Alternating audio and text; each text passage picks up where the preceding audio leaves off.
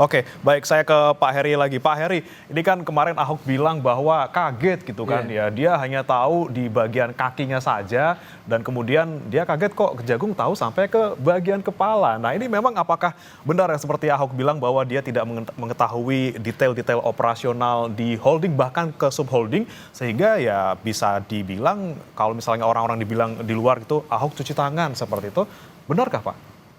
Menurut saya ya bisa jadi benar karena gini di dalam struktur kalau kita lihat di strukturnya Pertamina Persero itu di bawah dirut itu wakil dirut kemudian baru ke subholding. Jadi bukan dari komisaris. Jadi Pak Ahok itu hanya bisa menyentuh Bu Nike dan kawan-kawan di situ ya. Nah sebenarnya mengawasi secara operation selain komisaris di subholding itu adalah direksi dirut dalam hal ini itu atau direksi yang lain gitu ya.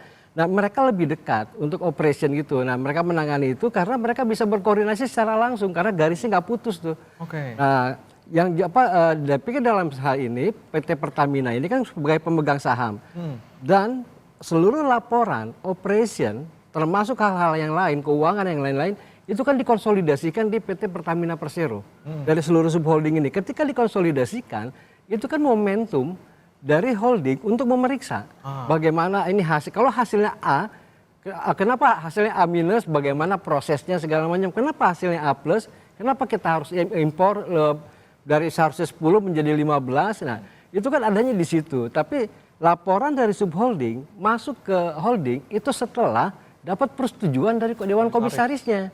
Nah di komisarisnya itu jangan lupa ada mantan Jaksa Agung Muda.